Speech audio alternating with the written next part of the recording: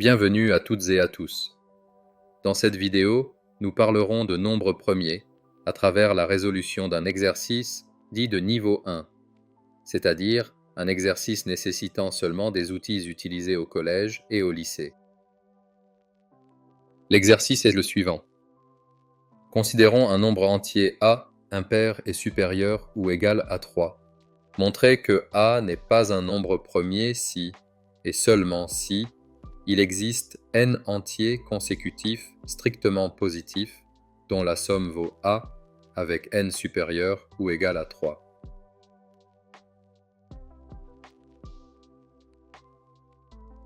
Il s'agit d'un exercice posé aux oraux XENS. Commentons brièvement l'énoncé avant d'apporter une réponse. Un nombre entier est dit premier s'il possède exactement deux diviseurs positifs, 1 et lui-même.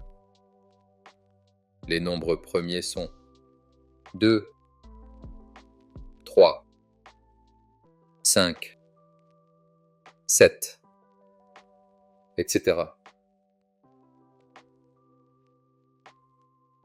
Les nombres entiers impairs A supérieurs ou égaux à 3 sont 3, 5, 7, 9, etc.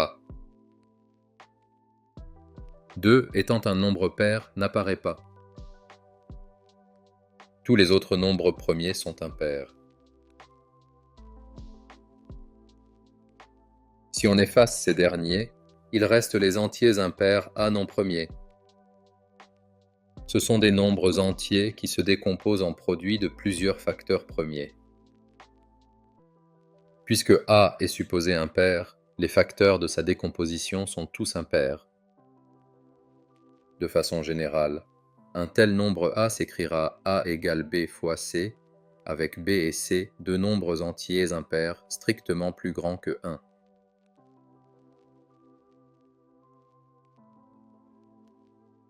Maintenant, une somme de n supérieure ou égale à 3 entiers consécutifs strictement positifs est par exemple 1 plus 2 plus 3 plus 4 plus 5 égale 15, qui n'est pas un nombre premier. Ici, n qui vaut 5 est bien plus grand que 3. Un autre exemple est 10 plus 11 plus 12 égale 33, qui n'est pas un nombre premier. Cette fois-ci, n vaut 3. De façon générale, une somme de n entiers consécutifs strictement positifs s'écrit avec un premier entier d strictement positif, puis n moins 1 autres entiers consécutifs qui le suivent. Ainsi, pour avoir n entiers consécutifs strictement positifs dont la somme vaut a, il suffit simplement d'ajouter a égale devant cette somme. En résumé, résoudre l'exercice, c'est montrer que l'on peut passer d'une forme factorisée A égale B fois C avec B et C impairs strictement plus grand que 1 à une forme développée A égale somme de D plus 1, plus D plus 2 plus D plus N moins 1, où D est strictement positif et N supérieur ou égal à 3. Développer, c'est passer de la forme factorisée à la forme développée. Factoriser, c'est passer de la forme développée à la forme factorisée. On peut désormais se concentrer sur ce double exercice de développement et de factorisation. Commençons par développer, c'est-à-dire partir de l'égalité du haut pour retrouver celle du bas. Pour cela, on commence par écrire le produit B fois C sous la forme d'une somme. Et cela dans le but de s'approcher de la forme développée que l'on souhaite obtenir. Poursuivons et voyons maintenant comment faire apparaître le plus 1 de la forme développée. Partant de la somme obtenue, on ajoute 1 à C, puis, afin de préserver l'égalité, On soustrait un au C suivant. Obtient-on alors une somme d'entiers consécutifs? La réponse est oui, si on réordonne les 3 premiers termes.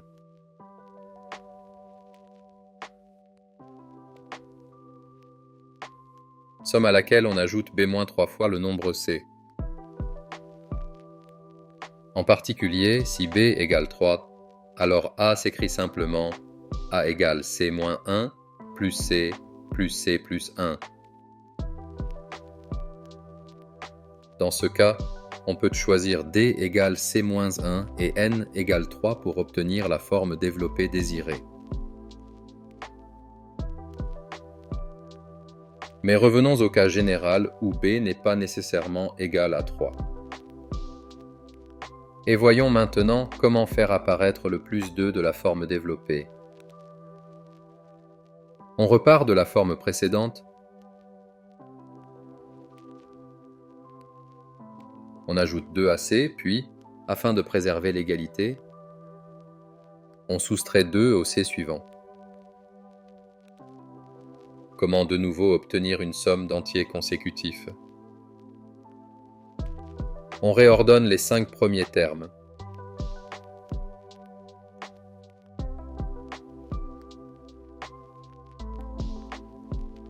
Lesquels sont suivis de b-5 fois le nombre C. En particulier, si b égale à 5, alors A s'écrit simplement comme la somme de 5 entiers consécutifs. Dans ce cas, on peut choisir D égale C-2 et N égale 5 pour obtenir la forme développée désirée. Pour obtenir la forme développée désirée dans le cas général, on utilise exactement la même méthode. On part de la somme C plus C, B fois. On fait apparaître les plus 1, plus 2, etc.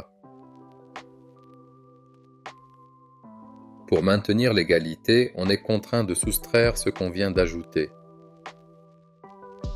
Enfin, on réordonne les termes pour avoir une somme d'entiers consécutifs.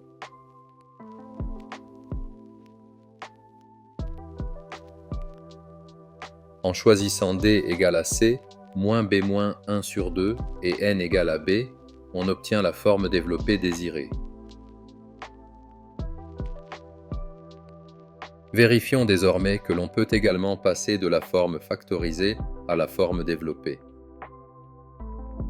On démarre cette fois-ci avec l'écriture A égale D, plus D plus 1, etc. Et l'objectif est de retrouver l'écriture A égale B fois C. Puisqu'on souhaite passer d'une somme à un produit, il s'agit bien de factoriser. Allons-y doucement. On peut commencer par enlever les parenthèses inutiles avant de réordonner les termes de la somme. La somme serait écrite alors plus simplement n fois d plus 1 plus 2, etc. Intéressons-nous de plus près à la somme 1 plus 2 plus, etc. jusque n moins 1. C'est une somme classique que l'on sait factoriser. En effet, on peut écrire 2 fois cette somme. Une fois avec les termes additionnés dans l'ordre croissant, une fois avec les termes additionnés dans l'ordre décroissant. On constate que les n-1 sommes des termes verticaux sont toujours égales à n. Cela implique que 2 fois la somme 1 plus 2 plus etc. est égale à n-1 fois n. Ou de façon équivalente, la somme de 1 plus 2 plus etc. est égale à n-1 fois n divisé par 2. On peut alors revenir à la factorisation de départ et poursuivre.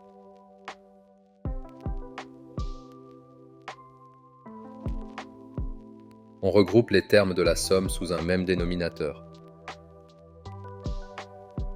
On factorise par n. Ainsi, on obtient presque un produit de 2 facteurs. Reste à gérer la division par 2. Si n est pair, n sur 2 est un nombre entier. Si Si n est impair, c'est 2d plus n moins 1 sur 2 qui donne un nombre entier. Vérifions cela proprement. Premier cas. N est un nombre pair de la forme 2 fois k, avec k strictement plus grand que 1. Alors a s'exprime plus simplement en fonction de k. En choisissant b égale k et c égale 2d plus 2k moins 1, on obtient la forme factorisée désirée. Pour conclure, il suffit d'adapter ce qu'on vient de faire lorsque n est impair. Second cas. N est un nombre impair de la forme 2 fois k plus 1, avec k strictement positif. On a alors une nouvelle expression de a en fonction de k. En choisissant b comme le minimum des deux facteurs et c comme le maximum, on obtient encore une fois la forme factorisée désirée, ce qui achève la résolution de l'exercice. Merci d'avoir suivi cette vidéo et à bientôt.